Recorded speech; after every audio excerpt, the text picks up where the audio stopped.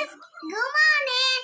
எங்க வீட்ல சப்பாத்தி, பன்னீர் பட்டர் மசாலா, பன்னீர் பட்டர் மசாலா, குருமா, சப்பாத்தி, வட்டம் பிரியாணி, மஷ்ரூம் பிரியாணி.